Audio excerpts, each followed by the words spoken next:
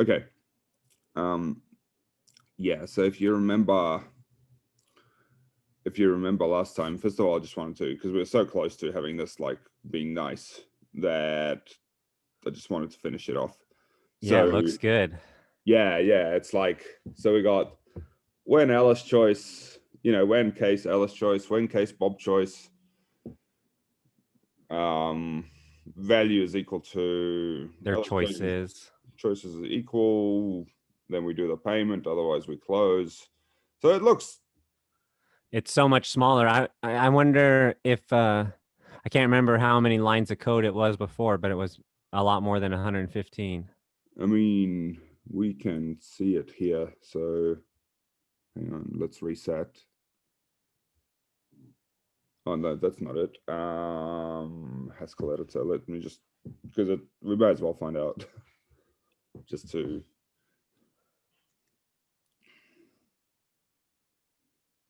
And that it's actually, the whole file is actually longer, right? But the contract part from 55 to 114, so that's 75. Whereas in here, it's kind of 99. So we haven't chopped off that much in terms of actual length. Well, I mean, I guess it looks to me, it just looks, the contract itself. It's somewhat maybe readable, not the, right? yeah. Yeah. One thing I want to do quickly is just get this deposit out there, because it's a nice little thing that we can just pull out. So we can call it Alice deposit. And again, the big purpose behind what we're doing is to make these so they can be variable. Yes. Right. Because now instead of, now these different places in the contract can have variable information. Yeah. Like we still haven't taken that step, but at least we're closer to it, right? So yeah, Alice deposit is an action. We know it's an action because of the, and we don't need the outside brackets. And so, this is kind of looking pretty good now, right? Like we've got when Alice deposits and when she chooses, when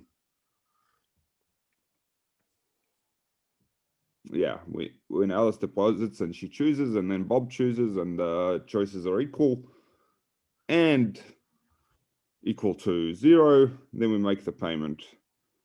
When if otherwise, it's because remember, when you got an equal, if it's the other choice, in the other case, if they're not equal, then Carol chooses, and if Carol chooses no pay, then we close, and if Carol chooses pay, then we pay. And that was based on, sorry, let me just so that was the else there, and then we've got after 60 turns, like where if Bob doesn't make a choice, then Carol chooses also. Same thing. And if Alice doesn't make a choice, Carol chooses. So there's a lot of Carol choosing, basically any kind of defaults, but we've seen that as a constant pattern in Milo. Yep. We've always got to handle these default cases where action doesn't get done. So so we've, we could massage this a little bit more, but I think here we're in a kind of quite a good place between readability and complexity of code. So our code is incredibly simple, while also the bigger contract is readable. So but this code is also much more functional than the old code, because the old code, everything was hard coded selections. This can now be definitely dynamic. So like the obvious ones are like the amounts, right? Like this payment of 50 and this constant of 450. In fact, let me just to show you how easy this whole thing is, right? Like, let's have, at the moment, this is passed to this make payment function, but it's actually still not variable within our contract. So let's assume, right, that we have this number of the amount coming from the outside, and let's plumb it through so we can actually put it into the contract. So it's not actually going to come from the outside because no, but we don't have an outside right now. Yeah. But like but let's say we say, you know, we make a payment amount equals 50, right? So that can be some, we'll make it 60 just so to prove it's different, right? So let's actually pass it all the way down so that I mean, it's already a little bit extrapolated, right? But it's not completely, it doesn't refer to this one. So let's see, like, of course we could just say payment amount here, but I don't want to do that because that's kind of still referring to some kind of global variable. It's just here now. What I want to do is pass it as a parameter to this contract to make it clear that that it's going to be that it's variable. So yeah, so instead of saying 50 here, we'll add another parameter, so integer, and we'll call it amount, and that's equal to make payment Alice Bob amount. So that's the first step, and then if you try compile, it'll tell you where else you have to put it.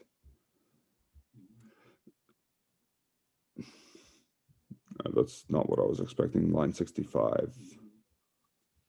I just think I had one too many of those. Yeah, so line 86, column 33, couldn't match expected type contract with actual type integer contract. So meaning 86. That's kind of cool how you're using the errors as a find function to find where you need to replace yeah. it. It's what a clever, hugely. Yeah. You have to do that. Like it's and especially with these very strongly typed and heavily very strongly typed languages. You literally, like, instead of having to think, you just make a change and then you let the compiler tell you where the errors are. And yeah, it's kind of totally different than my experience in like front end web development. Oh yeah, with like with JavaScript, for example, or even just HTML and CSS. It's like no, you just got to do it right, and you've got to test it and go to the web and look at it. Whereas in Haskell, a lot of the time, you can literally like just listen to the compiler and blindly just follow it, right? Yeah, just fix the errors it tells you to fix until you're done. Yeah. Anyway, so we've got this payment here that's couldn't match expected type contract with, so that's the error. So we'll add a parameter payment here. By the way, we should probably also write a type for contract because we didn't have one before.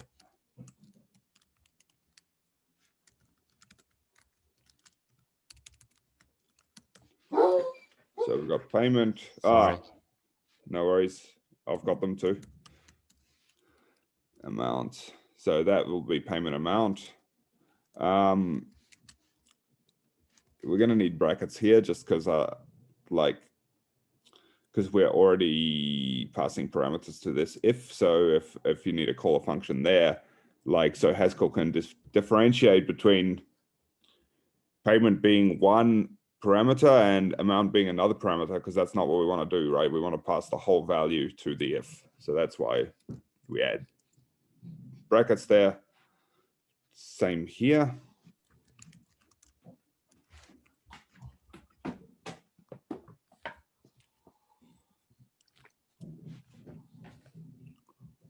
And same here.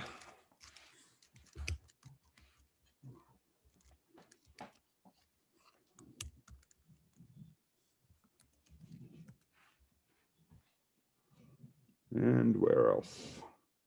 Here. So it was in a few places, but yeah. So now we should compile, and it should be good. No. And now we could use something though like JavaScript to feed this Haskell code that. Yeah, that's right. Like at the moment, this kind of is just something that we, as far as I'm aware, there is no way of having it read a value from the outside because it's just a standalone little Haskell program. But obviously, when in a real world application. Yeah, though. in a real world application, you'll run this program and it to generate this contract, and it can have any parameters you like, you know. So right now I've just put it in here. But what we would actually do, I mean, I can kind of write hypothetical code as you know, do args come from, I mean, I'd have to look at documentation, but you know, like we don't have to cover it now, right? So we read the command line argument, and then amount is, you know, I don't know, string to int, not a real thing, but string to int args, you know, head args. We'll talk about head shortly, and then we'd have the amount there, right? So you could write some code that reads it as a command line argument, for example, or from somewhere else. But gotcha. Right now we don't have any way of passing those, so we can't quite do it. But let's just pretend we have that and just fake it. But faking it up here means that faking it up here basically means that you're just one step away from externalizing this value. Whereas, you know, if it was buried deep within here, then you've got a lot of work left to do still. Yeah. Cool. So yeah, I mean, I wanted to, I guess, show you that way of externalizing the value and just tidy it up a bit. So that's kind of our final refactored form. I made some decisions, maybe some other people would have made some other decisions, because you can see that it's the way I did it was a little bit different from the original kind of escrow account. Just gotta be careful. Like, you know, here they did it a little bit different, but I hope that, you know, you kind of, so where's the actual contract? Yeah, so they, really, the only thing the biggest difference is just that they commented in the code mostly. Yeah, they've got this subcontract called arbitrate, which is when Carol choose. Yeah, so I like that actually. Let's do that. Let me just go back to ours. So what they've done is, you know, we've got a lot of these. We've got a lot of these Carol choices. When Carol chooses no pay one thing, so we could write another. Yeah, I like that. I think it's good. We'll call it arbitrate. And that's just a contract.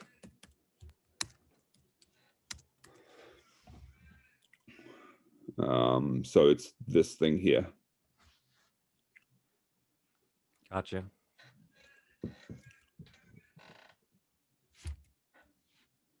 Whoops, I copied too much, I think.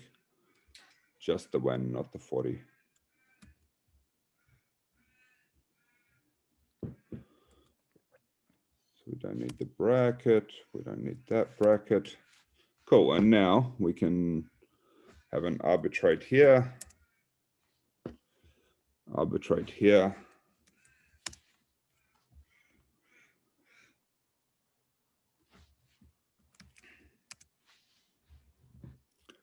Yeah, so even shorter now, right? Yeah, another 10 lines of code. Yeah, because all of the Carol things are. So that's, you know, you end up with this choice between, obviously we could go more, right? Like, but we're kind of running out now. Well, it's pretty cleaned up, but really back to the whole readability thing. Now, literally, I can read this whole contract Yeah. in this one little section of code right here. Yeah, with the proviso that you will have to look at arbitrate to understand what it means. Right. True. Yeah, like, yeah, actually, I mean, to be honest, any of these variables, you kind of to completely understand what they mean, you do have to go back and look at them. But I mean, that's the kind of one of the essences of programming, I think, is that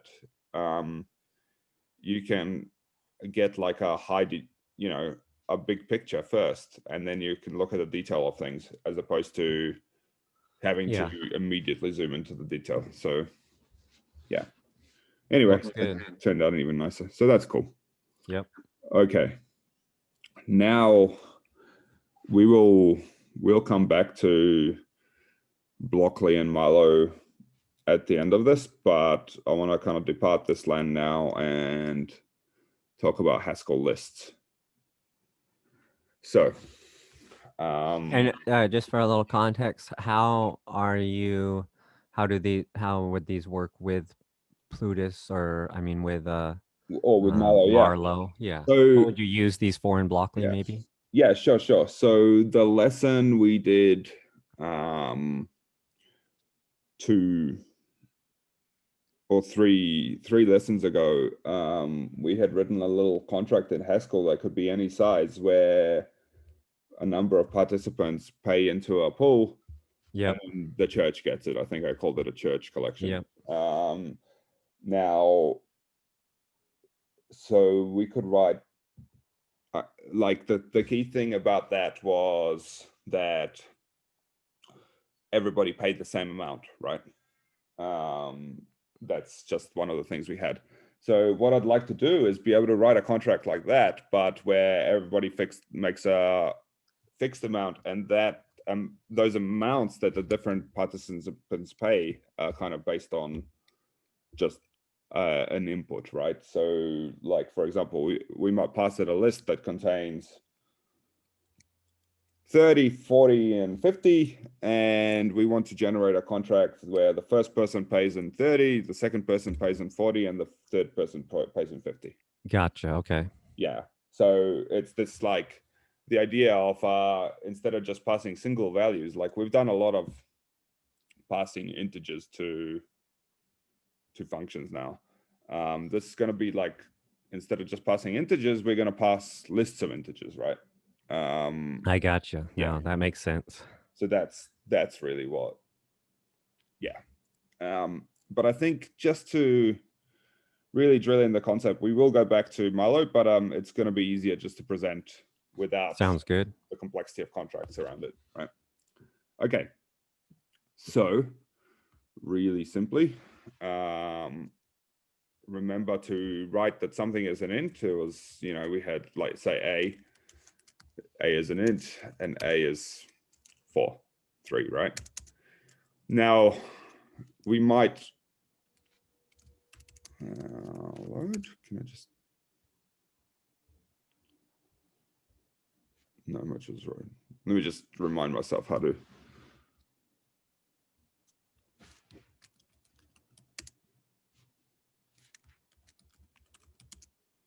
Okay, a.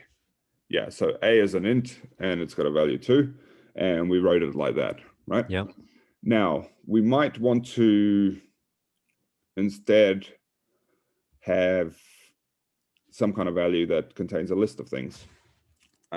So in Haskell, it's real common, like if you've got an A of one type, then A's is like a list of those things. So just an S, like a plural at the end of that. So if it would have been B, it would have been BS. Yeah.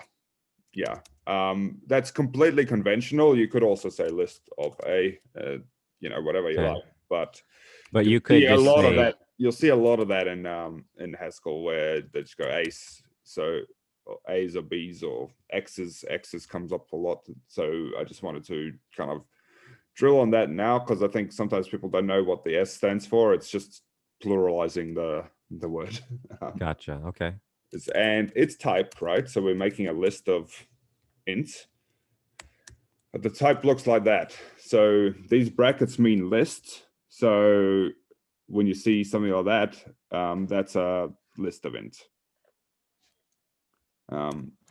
And the way you write it is A's equals 1, 2, 3, for example. So just a list can have anything. This is a list of int, but we can have a list of strings or characters or contracts or tokens or whatever, any Haskell value. So a list doesn't have to be a list of integers then either, correct? Correct, yeah. So we can have another. Could be a list of images even, or yeah, you could have a list of images for sure. I'm not gonna have a list of images here because I don't know how to construct an image, like, but yeah. So you could have a list of strings, for example. And that would be apple, banana, carrot, right? So whatever, but the type changes. What you can't do is mix types. So you can't have like, bad list equals the integer 1 and the string apple. Gotcha. Okay. Because that has no type, right? So all of the things in the list have to have the same type. So if we run that you'll see that complains. It's a weird error, so I'm not going to look into it too long, but yeah. Whereas these other ones are fine. I really don't know what this is complaining about, but min, where's that at? Even in there? I think it's complaining. Oh, there's complaining that there's no main in here. It's all right. It seems to work. We'll just. Oh, yeah. Okay. So, yeah, basically.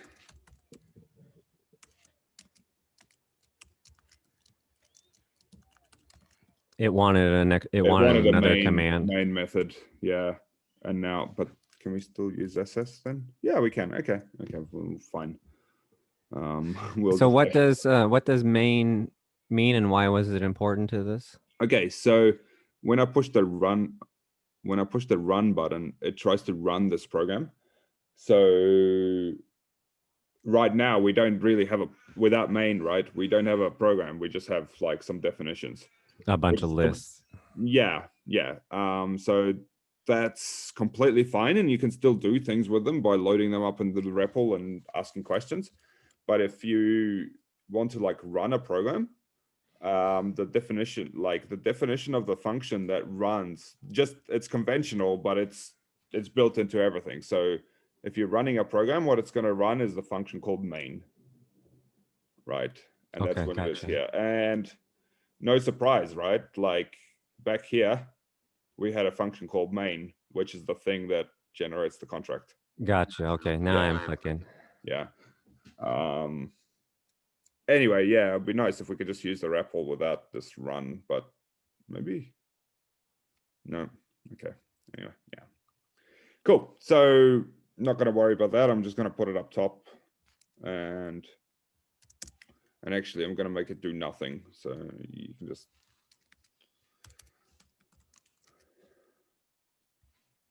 so we have a REPL without. Cool. Okay. So yeah, list of ints, list of strings. So the first function I'm going to call you is called head, and that gives you the first element. So head A's gives you a 1. Head SS gives you apple. Gotcha. Okay. There's another function called tail, which returns you the list without the head. So for A's, it would return me 2 and 3. For SS, it would return me S's. It would return me banana and carrot. So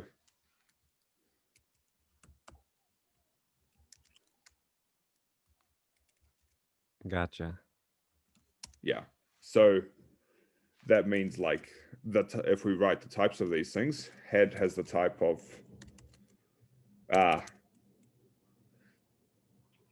okay, so this is going to be a new thing, and I'm just going to touch on it without because obviously, for here, like for A's, head might have a type of int integer list to integer, whereas for s's, it actually has a string list to string, right? So what gives? Like, they're different depending on how you use it. You know what I mean? Like, so Gotcha. so that's a problem. And the way Haskell does that is that basically handles that is that it uses something called polymorphic types, which is instead of having specific int types, or so we return an int and we get a list of ints, what we have is something called a polymorphic type. So here it can be anything that starts with a lowercase letter. I'm just going to say a. So it looks like that, a to a. So what that's saying is, give me any list that contains some type inside it, like a list of any type, and I'll return you one of those types. So it's kind of polymorphic. So you'll see a lot of this in Haskell.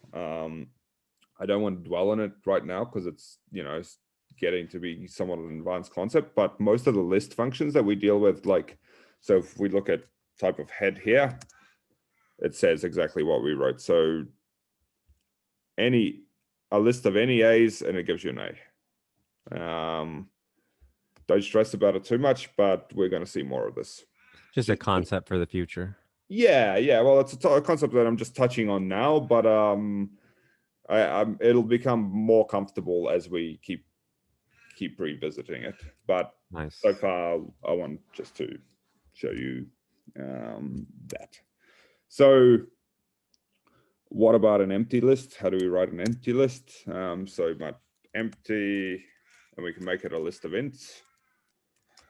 What would you use an empty list for?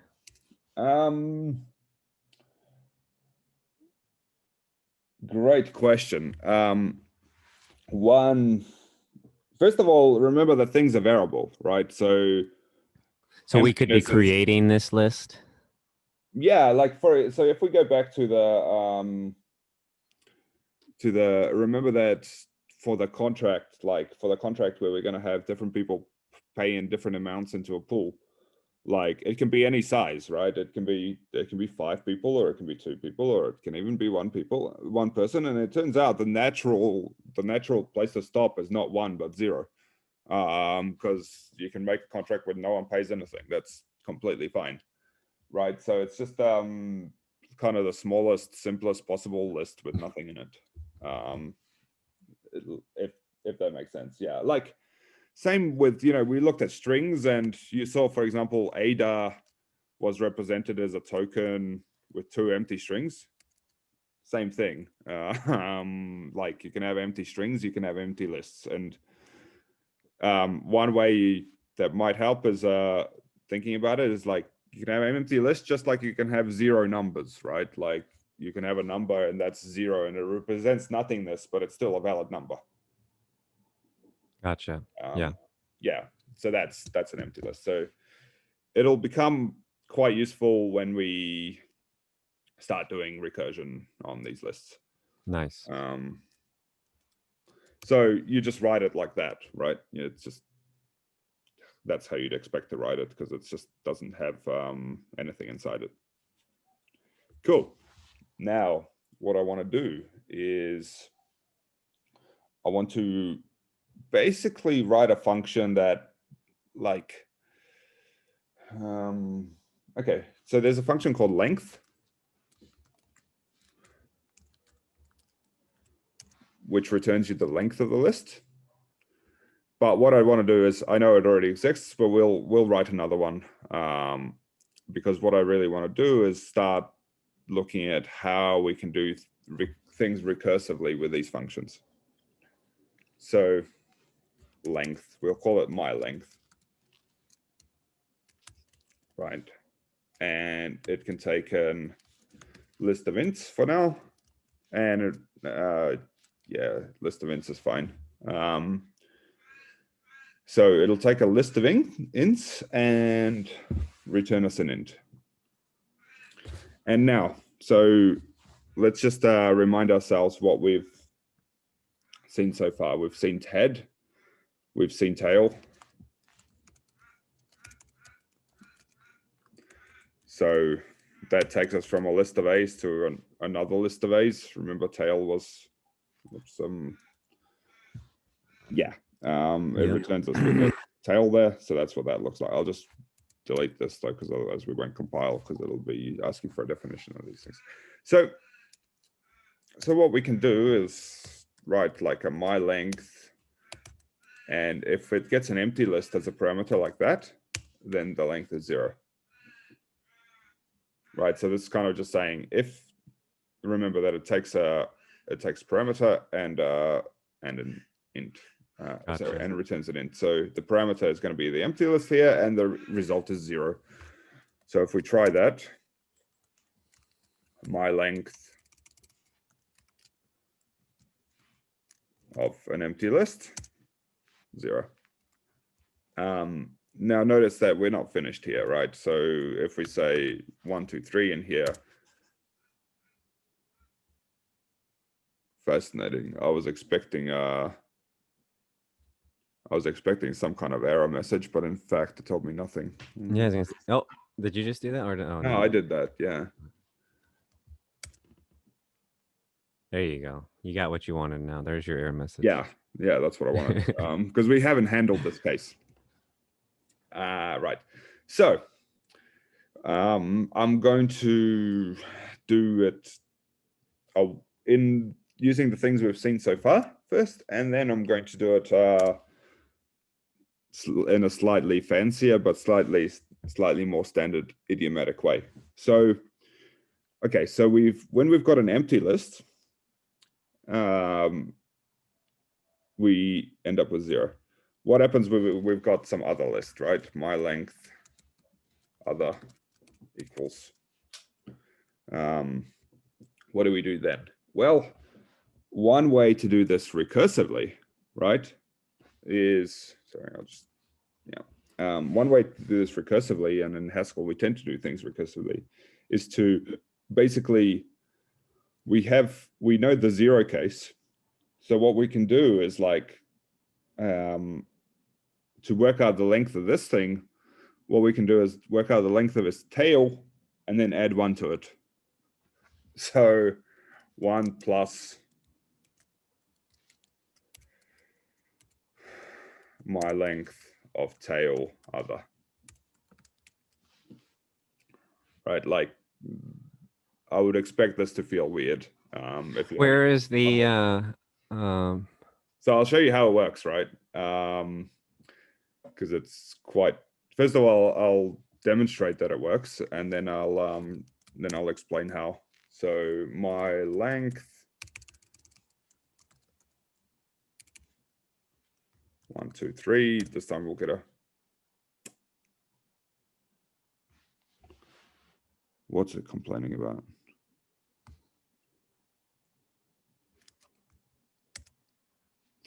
Okay, weird.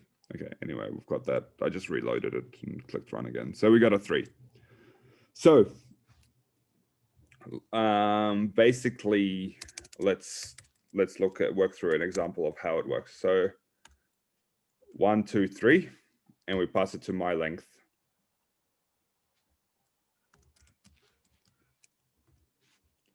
So is it empty? No. Right? So this case is not true, so it goes back to this other case. Okay. So what it's saying is the answer is that, right? So 1 plus my length of tail and other was the thing that got passed there, right? So that is 1, 2, 3. So Okay. that's kind of like what it reduces to. And now the tail of 1, 2, 3, remember, is 2, 3. Okay.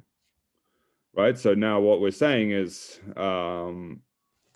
just from this point of view, like the length of that list is the same as 1 plus the length of that list, which is okay. I got kind you. of like, so we've reduced it to 1 smaller, and then we've got to work out its length and then add 1 to it. So we keep going, right? It's going to be the same. Like now we're going into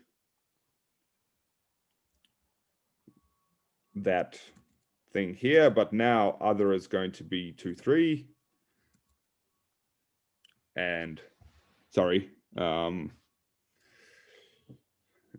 just let me line things up to make it kind of clear. Yeah, so like that. So just kind of look at the thing. The underneath of thing it. below is the equal to the thing. Yeah, like this isn't exact. Anyway, so the tail of 2, 3 is just a single list containing 3.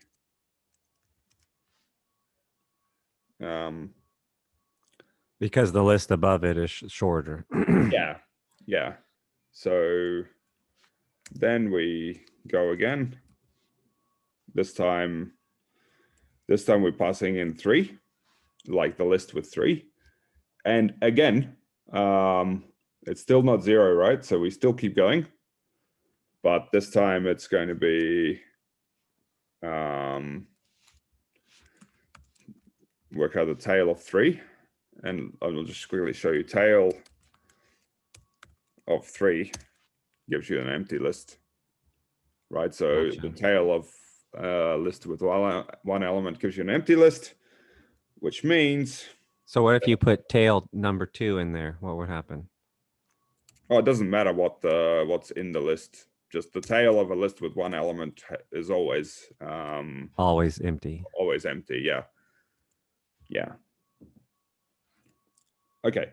Nearly there. So let's just kind of line them up one more time. Don't look at this notation that I'm writing here. That's just explanatory. It's not. Yeah, it's just a comment. Yeah. Document. Yeah. So we end up with my length of just an empty list here.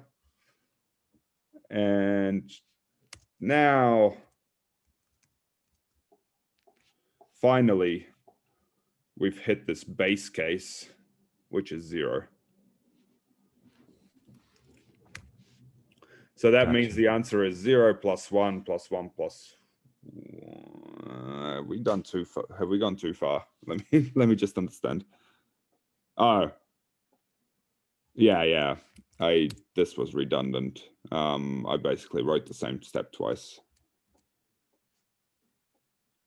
So this is kind of how it looks. So right. So we had 1, 1, 1, 0. And yeah, so we start off with like the tail of the base one is equal to 1 plus the tail of the, so tail of that one gives you that one, tail of that one gives you that one, and then tail of this one gives you this one. Gotcha. Yeah.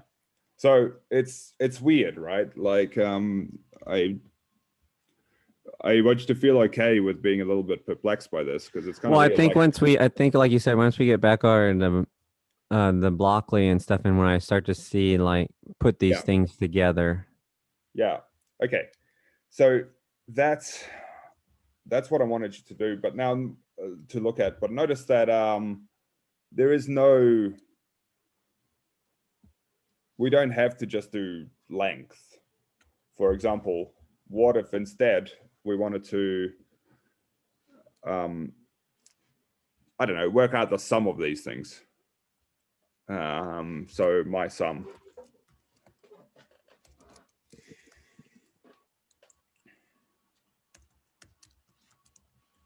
Something like that. So my sum of an empty list is going to be 0, just like before. Mm-hmm. And I'm just going to paste this thing because it's like very similar. So my sum of other. So what we're going to do, right, and we're going to recurse into my sum again. So there's no references to length here. So this is still right now it's length because, we haven't actually done anything other than rename things. But so instead of adding 1, what we're going to do is each time we're here, we're going to add the head other, like that, right? So that's going to take the first integer out of the last list. Yeah, exactly. It's going to take the first integer out of the last list. and then add it to the sum of the remainders. So that kind of all collapses through and you end up with a sum. So, whoops, what did I just do? Yeah, cool. So let's run it and see. So my sum 1, 2, 3, 4 gives you a 10, which is right. Cool. So we're ready. Let's try do a Milo contract with this. So it's going to be the same kind of idea, right? We're going to take the head of the list and then pass the tail to the remainder of the function. Okay. That's really the concept I want you to kind of see here. Yeah. And that last one really helped me too, where you added the 1, 2, 3, 4 together. Yeah, that's right. Because you can do it. It's kind of a common thing. Anything where you're combining each element into a list, from a list to some kind of bigger structure. In this case, just a number that contains the, I mean, it doesn't have to be a bigger structure, right? Because here it's a smaller structure. It's just a number containing the length. This is a number containing the sum. But in our case of a contract, it's definitely going to be a bigger structure. So let's do that now. Cool. So first of all, let's just do a small little contract in Milo and we'll go from there, right? Because that's been quite a good way of doing it. So okay, we'll just do something like this, right?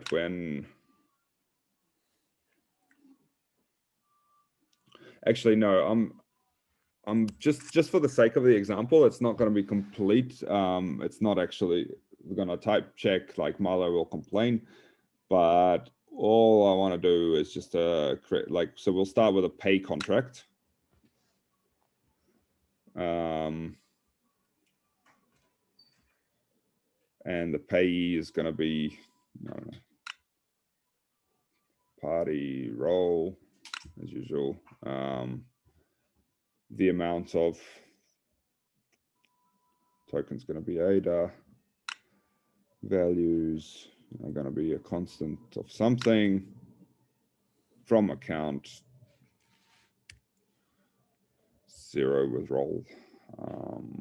I know. Okay, we can make this work quite easily. Okay, so when we're going to do it the opposite, instead of a church collection, we're going to have like a charity give out, not a charity, but it's like some kind of an organization. An organization give money to like a bunch of other.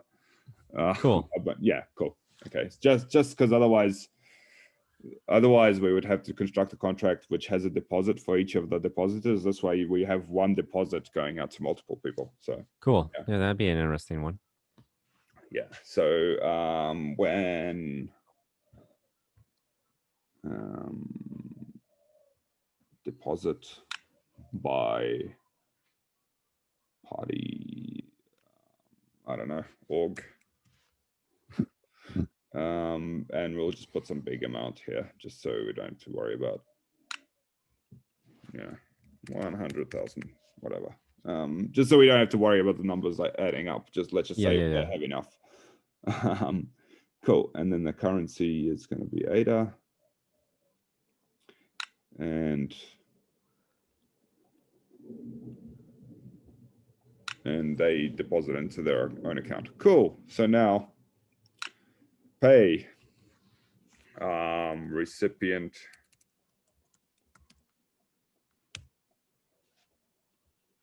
this 0.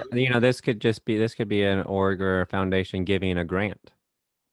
Yeah. Yeah. So yeah, like giving a grant or a scholarship or something, and then each ones are like the students receiving it or something. Yeah. It's completely. I like it when the things we do as examples are actually conceivable. Yeah, real world use cases. Yeah. Cool. So we pay from the org to the recipient 0, and then we continue, just close. Because we've got the one case, and now we're gonna and after slots, I don't know, 10. I still don't have a good intuition for how long to give these different pieces. I think it's dependent on every single contract. It depends what kind of transaction is happening. Yeah. Yeah, that's right. Yeah. Okay. For So this, for Marlowe though, like you've always pointed out, just keep the numbers low. So when you go to test it's it, actually recently Milo has improved things, so they allow you to jump straight to the point where the contract expires, so you don't have to go click, click, click, click. 1. So that's quite good. Nice. Yeah. Yeah. Nice. Yeah. Good improvement. Yeah, so we can briefly look at that, right? So here there's like, you can move to any slot, but 10 is the one that it recommends you can move to, because that's when something changes. If you look Gotcha. Two choices there, either to make the deposit or just move to slot 10. Yeah, and you can actually move to smaller slots, but you can't move, you can move to bigger slots as well, but I think that's going to just do the same thing. But it defaults you to the close next one where something changes, I guess. Yeah. Okay. So we have this. This is our basics for starting. I'm just going to go to one of these things, like just a new contract, and as usual,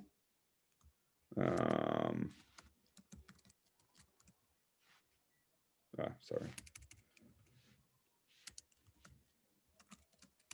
And the reason you start with one of their just to get examples is just to have the head of the document already made up. We could have written it, but like, why write it when it's already perfect? Yeah, especially, I mean, if I was writing kind of Haskell files in my own project, it'd be a little bit different. But yeah, here I kind of find like, these are kind of just a header, right? We haven't really talked about what, we have talked about what this means a little bit, but it's always the same. So that yeah.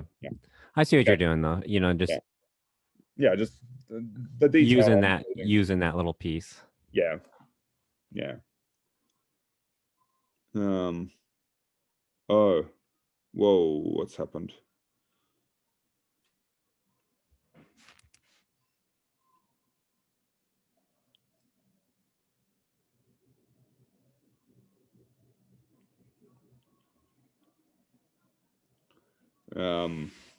Maybe I've had maybe this one didn't import enough. Maybe there's a different, try like the swap contract or something. See if are you missing one of the head items? I don't know if it's that. Oh, let me try just I'll write role. I used public key instead of role on the org. I think that was the. Oh, I bet you're right. Yeah, because this is kind of weird. Like this error, I've seen it before when I've used like. There you go. When I've used tokens that weren't ADA. Yeah, weird. Okay, cool. Anyway, that was what was different. Cool. So we've got this basic thing, right? So we've got like the specific thing that I'm looking at here is this pay thing. So it's going to pay from the org to recipient 0, a constant of 1, and then followed by a close. So I'm going to pull this pay into its own function. Call it pay. Pay is a contract, and pay is equal to that. Cool. So far, so good. Should still compile. That's just what we did before. Now. Yeah, but I like the always compiling after making changes. Oh, always, because literally that's fail safe. Yeah, that's your assistant who tells you when you've made mistakes, So we're going to go a little bit over time. I hope that's okay. Just because I want to get this going. Okay, so now what I want to do is instead of just passing this constant 1, we're going to pay 1 ADA. I want this amount to come from a list. So it's going to take, instead of just taking a contract, it's going to take a list of integer.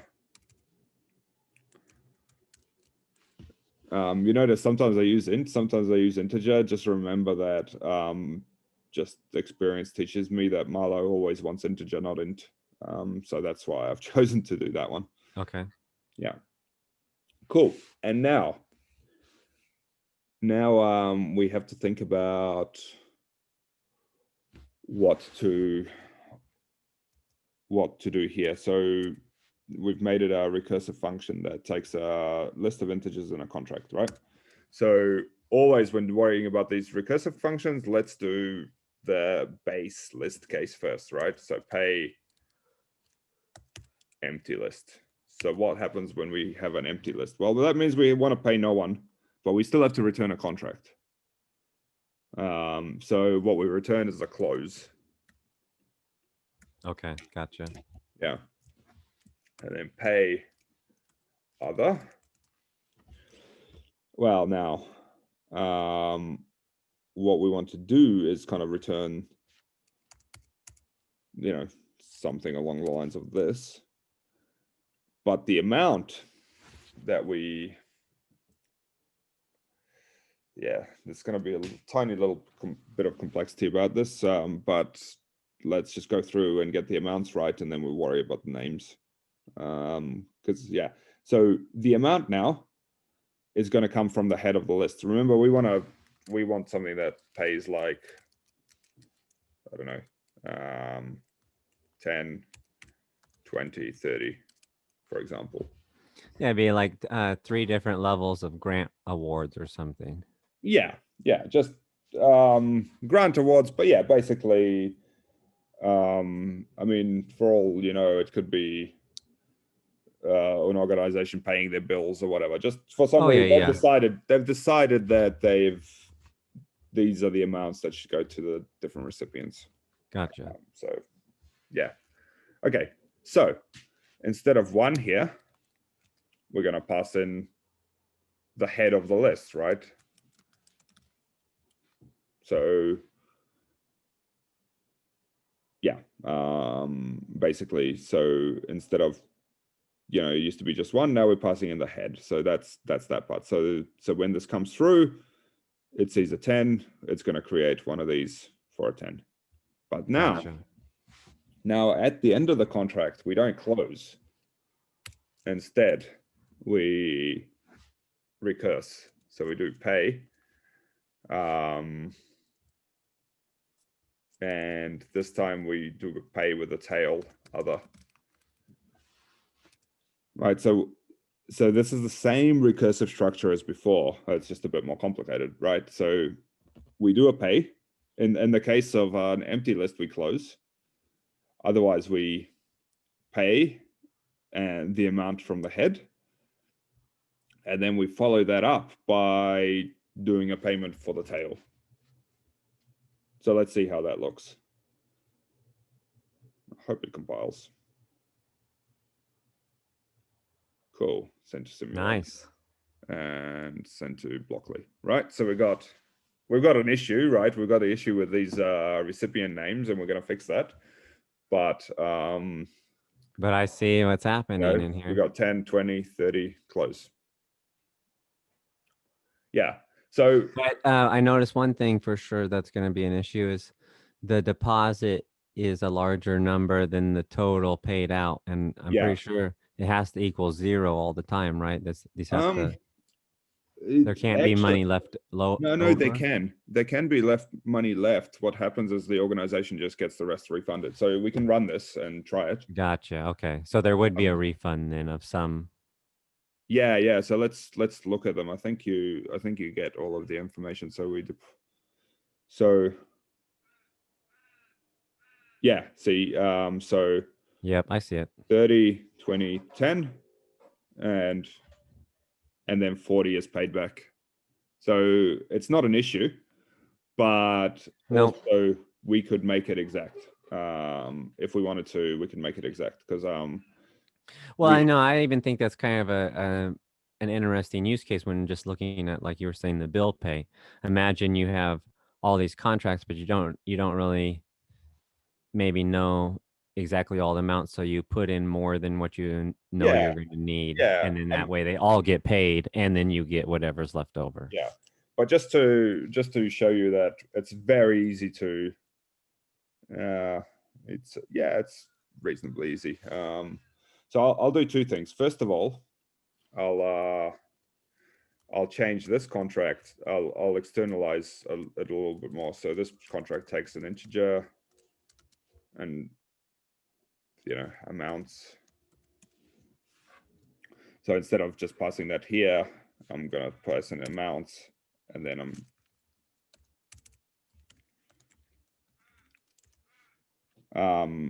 yeah, so all I've done is I've moved it out one more function level, right? Instead of just passing it in here, I've passed it here, so it's coming in from the top. Gotcha. And now, when this thing deposits, what you could do is remember that sum function we wrote. Well, it was called mySum, but you know, same kind of concept.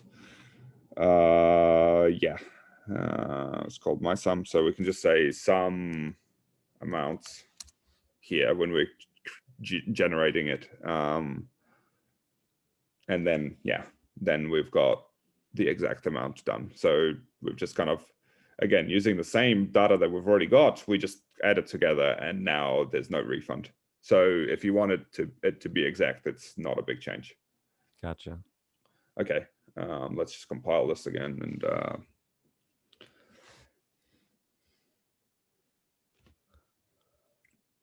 cool. Okay, send to simulator. So now if we, that was a new thing I think I noticed too in here, is they didn't used to have the save to GitHub button, did it? In here. Yeah, I don't know. I think that's a new addition. Cool. All right, we'll have to experiment with that. Cool. So the other thing that we have to do is just basically, how are we going to do this?